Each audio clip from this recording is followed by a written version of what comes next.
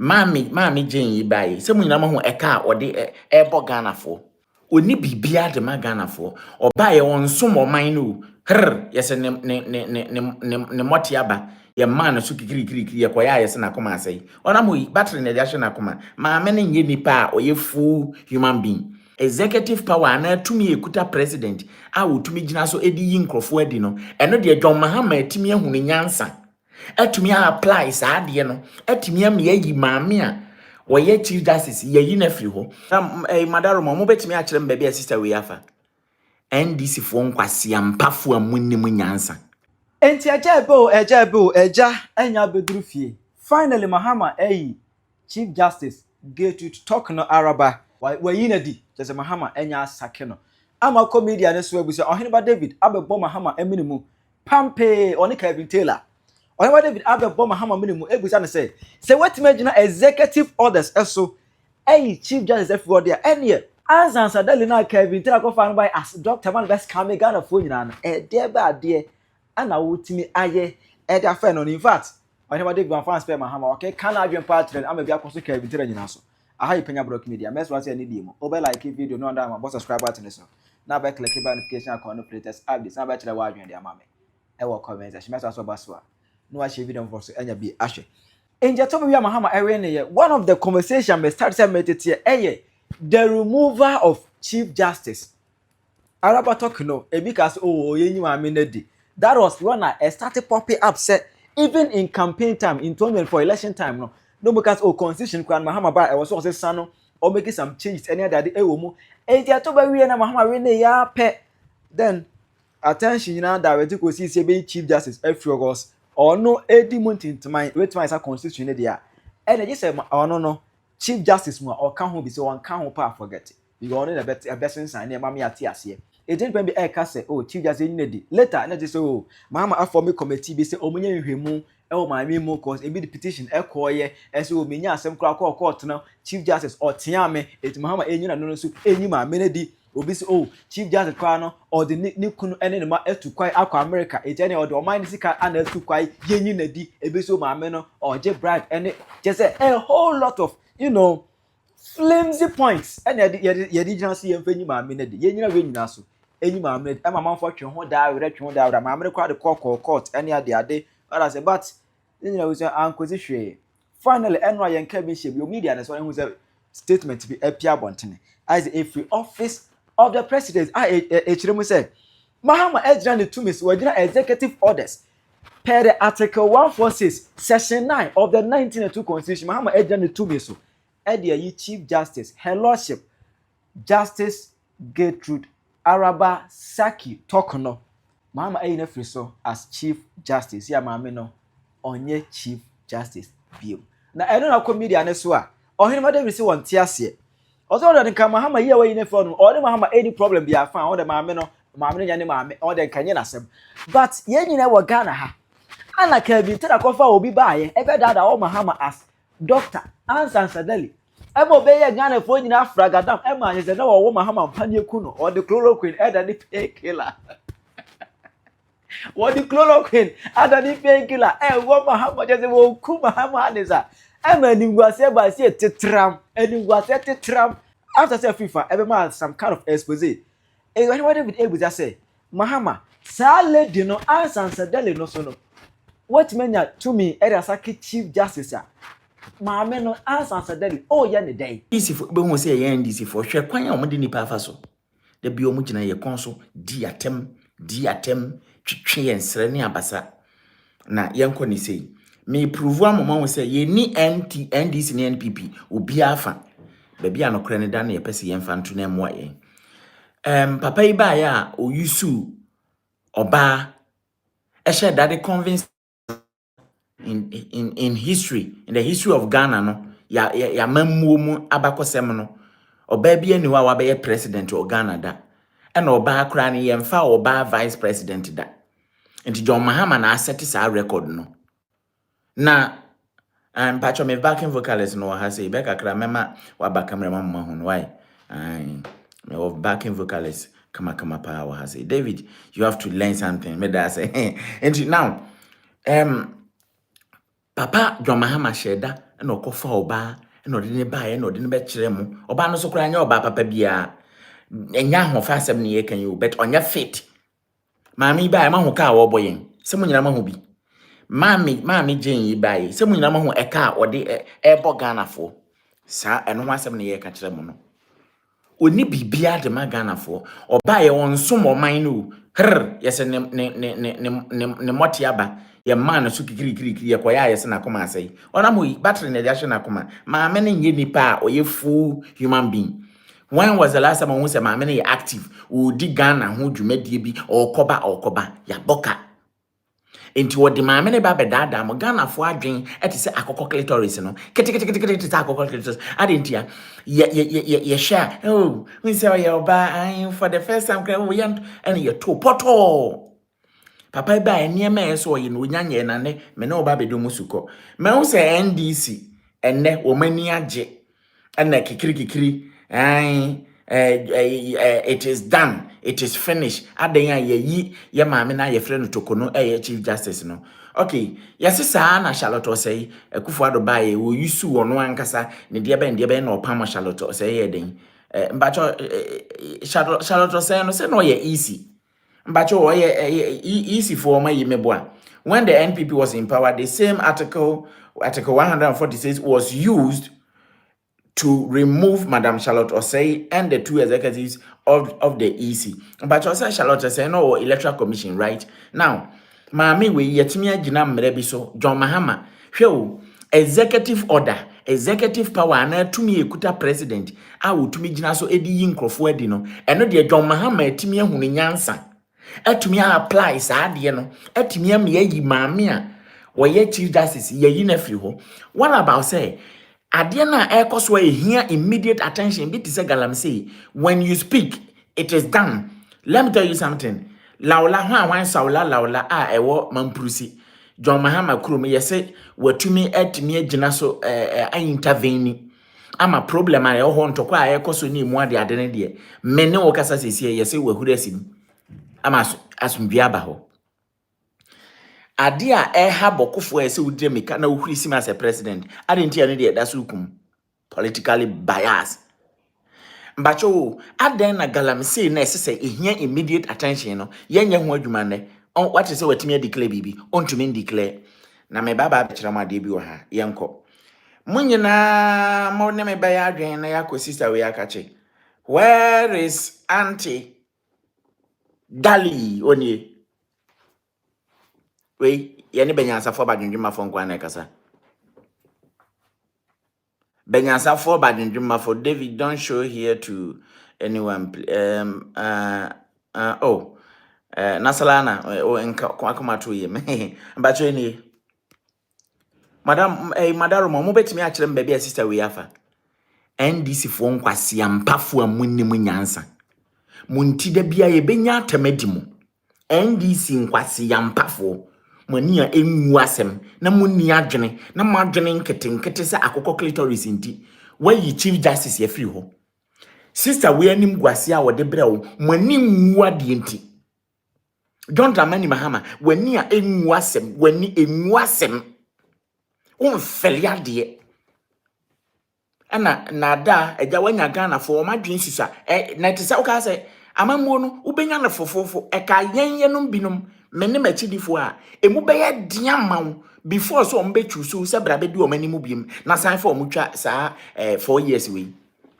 eyen kwase ampafo omunimu nyansa ene to abayi ni pe binom ti say John Mahama ene ne NDC for ene nkofo bi ti say NP because munnim no kure no pa say ne ye kan I challenge John Dramani Mahama one ne NDC emufuo nyina munnim pa say asema David Dikan wa hu no kure no one na chidifo ni nim na so politics nti moma ye moye ni nguso ye nye ni David Eka no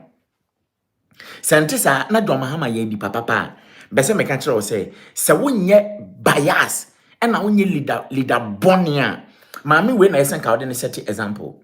saa de na esi e wa agrada ene sami jamfintem no ekoye abruche ha I am telling you frankly say sa sami jamfin ko mfiri mu mfi da nka by now na dwuma bono enka unim enyansafo krom akra ono ankasa begina so mpo a resign on twen ema leader ne ma me resign no my say oh African blood sorry o say yedum ayi o am say odi asempa o say yedum light o kafra say ja o say bibia yi say ma say bibia yi am Ghana why is light still going off yanto aso abaye mba cho me bisa mu nyina John Dramani Mahama atumi anya ahoɔden atumi anya nyansa atumi agina ne tumi so as a president watumi ayi chief justice ho no ma mpacho we need justice abasa abaya we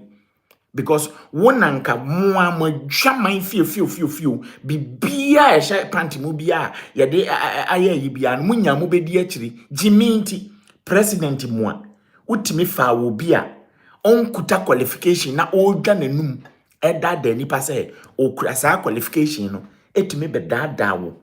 as a president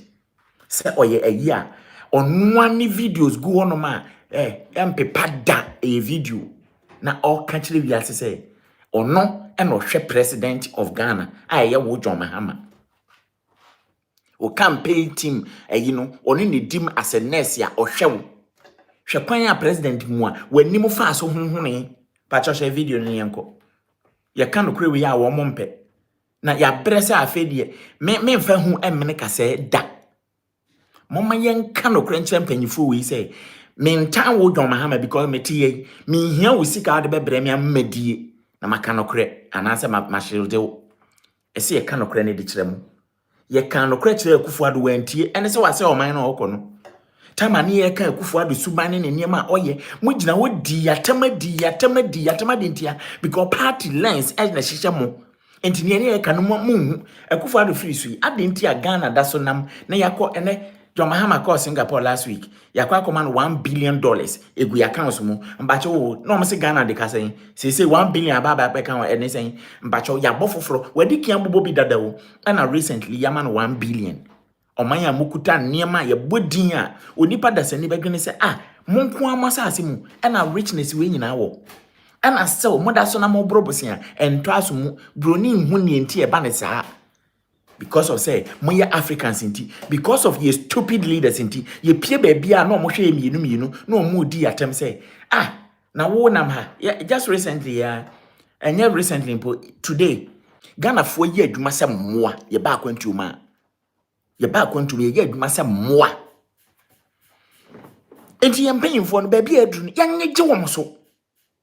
enti mehwe me nuanom ntafo yi saa ho mekoso adi matema because majority of ntafo we Ghana about 98% of ntafo omo ye nkwasiampafo wa na nye omo mte Ghana o ntafo atukwan emu 98% omo tu amote akwantum so jimi krona kakra na omani ate no omba na omabe support say adwuma na wo ye no ebe extricate em from such torrential hostilities na ekoso Ghana nti ohene koso anakasa mayen ntafo makoma ne nim nyansa omo support yidwumadi omo maka jiminti nti ne memma isina me bie allegory bi ma say okohwe sirem na no eto abawie yi munni nsuo nom John Mahama instead of be provide nsuo amamo onfre awurade na aye keke enka saa asori dan tan ehun sika no onfa ma awurade na aye obe connect nsuo wo bia fie e wo sirem be ede na asie wodi sika na kosi asori dan odisika no esi asori dan won so adwene ho amom nsuo ma me nkonkobo so sesi ase saa asori dan no si nyansa nim nti ese eto abetia John Mahama wo mo beba be di matem sa de nti amesi yenyi John Mahama mfiri so fe no to nchen sesi amose yeyi maame tokonu afiri ho semani agea mebusa se abaya we ade a woyeye no wiase bebia nyansa wo no sa abaya we nkaba na ya chenatum ene wo John Mahama is shielding this lady. John Mahama is protecting this lady and Sansa Daly offering o protecting no oba tumi feki e de baba be kire wiase nyina so no to no e doctor oni degree bia oni doctorate degree bia onko ne on kuta nursing ho ahwan yi bia. My name is Sansa Daly, Daly's show, and a President Mahama, who a tour na ekuta, and no crass at one, ye kumu, no man go far by an yamachlem. Or ban and 9 fiancé, baby, ena etuetue mu na ogina baabi da ye hu ne nan ankasa no say awurade nyankopon enti NDC ni bia wo jubilate ebi ti se kwase ampanyini. Let me tell you something. Kevin Taylor enka we kura de yekokoye ho program sen me no woka sei Kevin Taylor wo life wa eno no maame tokonu na yayi odesen yayi no se wosan kwotena se na o analyze na o digest na o buleste calaste na o tena se pepe ni se mu for what reason dia na opebiem maame no pesi yentu no yetu no mbacho ye let's move forward now maba me Kevin Taylor me na mekasa se ni ade se na me adom maame tokonu na ne ye hwe animu no na me adom ye na afiri honum ne wani mo ne se isemfo mu ne nsuo ye ne dwoma ha mekasa ye nkonnati nsuo mamo ma ho se ha so mo light nye adwuma se wo ko Ghana street light nyina dundundundum na honum makwan nyina nye se ye no ne ye ne dwo won ka sa asem no say NDC ni osan yetani wajimia to the sense eye ne fe okwa akotie say yesi yayi maame no afiri honum ena obusi wase eno ano no ye wie eno ano no na onisuo yes Kevin Taylor wan na manyansha dodo na oni kwan yash Kevin Taylor de hye makasha hye de wahye kasha ma ande hye no ma wababia nshakra de amde wo monyina abaka na hye wanwale wo monyina na baabia ne ma no be ko school wosirim kura no wo mo de da fomo jiminti enti won sani obi ebo no hommodin na ma party ekata neni a nantwie cousins fo no nantwie cousins jiminti nantwie cousins no be praise John or the saying Kevin Taylor adan a yeyi tokono yeyi no na ye den yeyi no ama yakwan mpacho tiwo yi a wayi no me ni maame no baby amemfa no ho ye de ne se wo ye panyini o Ghana so moman no ususu se maame no ebe ye hindrance to wamamu a wayi na yate ekwan no wen school papa no wen insuo no wen electricity wen enwuma na ahye ebo na wen fa John Mahama o hyebo efiri ayi kwe mebobo bi di akere mu ai ye bema veterinary fo akogina afuom kwan no so enti wo mo yen na ntwie nyina no wo de na ntwie no duru ho no ma na ya wo na ntwie ne paneye pa cho sansem we nyina mo tibi enkokon ketenkete project no ye beye ni se ye bema party hwan executive de ben no e basa mo nyina mo fa mo nhye mo ate na mo ye yisa mbacha na we 24-hour economy ye ba we no nyina mba ye adwuma non stop mpacha mo ba run 3 shift ene ho process no we o pese ye mani ni science na ye adwuma watimi ehunu nyansa apply law ama law na adi maame na mo watimi ayi maame no afiri ni position but to do ne wo kan ho nsem wo kan pay time na de ba kokura ni ho a wutu ho anamo na nipa boje so Mosa sirimofo nkwase ampafo na mwadwene nketenkete sa akokọ clitoris no na moam kura ma ba bedi ate meanwhile mo abrabo wo wiase kura de mo bro mo chanta wisie hwe ne mo abrabo de ennam ho na wakọ na okobosi wo obi ayi asese obi program ase aden a enti unim ne enti ye di ye nuanom ntafo ne bi atebe ne se ono no ya na ye ne fekeke unsa sometimes me ba na ma creative comic scene bi ni asere and me ka se no mo kasa no sa pepepe enye se me sere no kwa ofa so kasa o na bi ye wa ye kasa wo jama mu ete se ne ye ka tania ba sante a all kan sante kasa no untumi nka ne se wo modie no ntinka no de sidi bi anim ye nyi John Mahama free position because oba ye kra no instead of so obema ne nkrofo nsuo no he is building churches means or you stupid ye nyi ne free ho no obetiam se amena bra betie de kwahia no woka betie de kwa champagne no sha koda na ne nguna te nguna ne ba no batie sha ndi awaka sha wa shi yanye John Mahama mfiri ho sha da bia me ka chiro sha John Mahama me wo fa ba ko de ne nia one na ware John Mahama ne nia ba nti John Mahama me dono papa ai ono kroya ya man hwe you are building churches instead of giving waters. Mesi uko sirim momo bi wo hono na sam wo Ghana na sa opese unu ne ye kan ahyeda so ma unu ya se opese onko sirim okwa onna ade kyen omra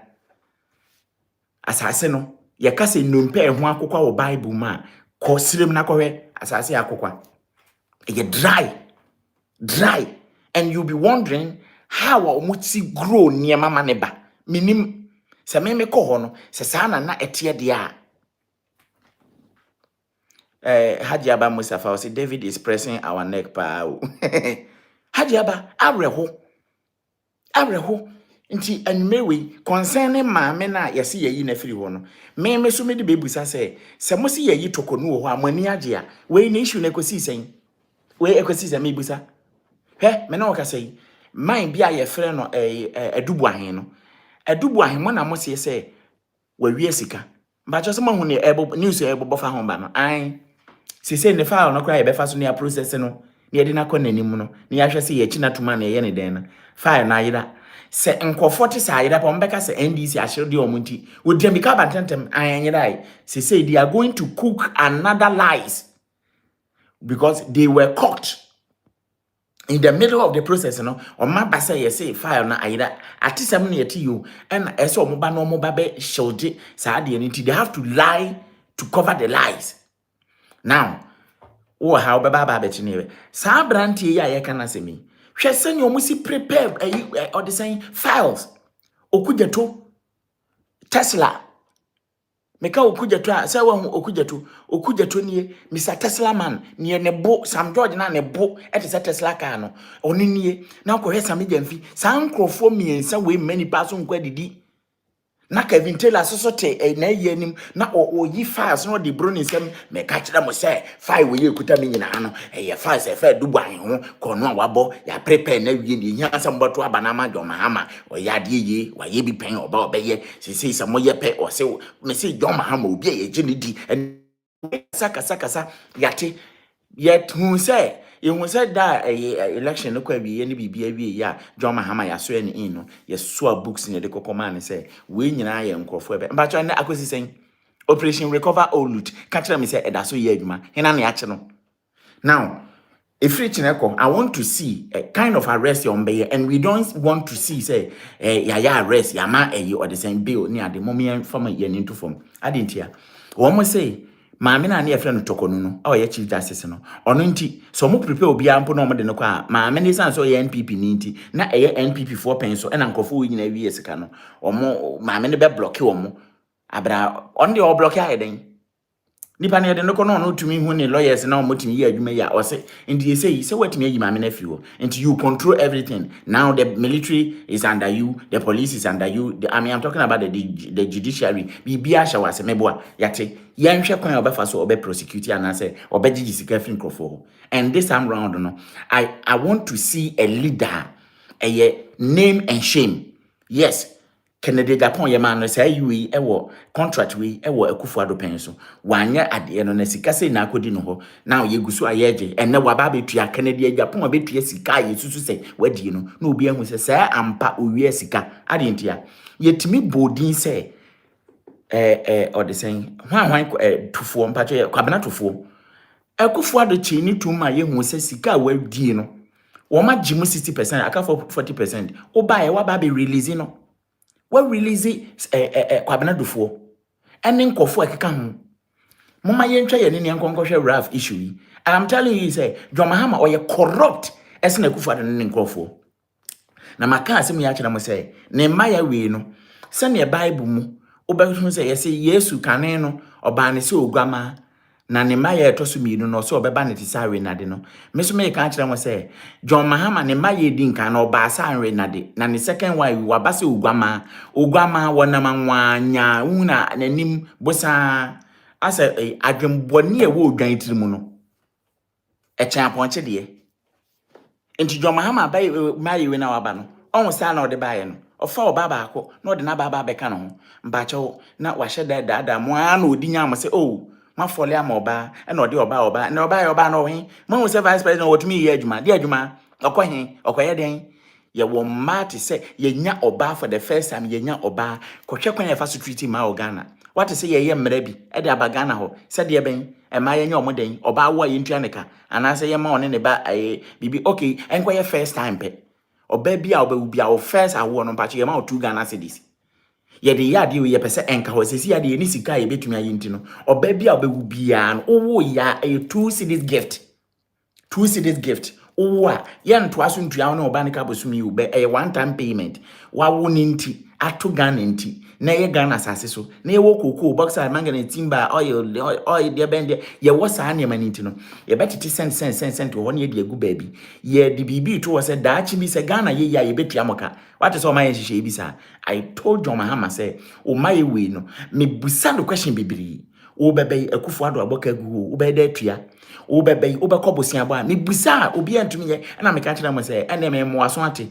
John Mahama ka kire yen say obe generate revenue wo mine mu ano de abu Ghana baja wen o generate fe fa yen die mu a John Mahama oye wicked man na medical ka kire mo and metie me nkasa say yeah me bo na chini ntino say me kasa in favor of NPP. I've been telling you will be any enkamunya ma ndis international sa na first na me ka kire mo say the next election munim say mun choose third party bi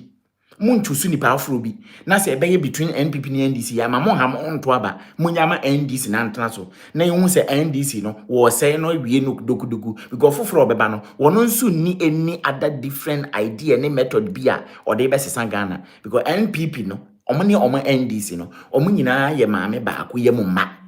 wo mudin na sesa keke te say me di David na me nua ba ko de Frank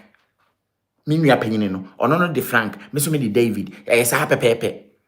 inti Frank any David na amata amane yen ye din ni enim na sesa keke na mmom ye nyina ye funu ba ko moja ba ko na nam ye nyina ye mu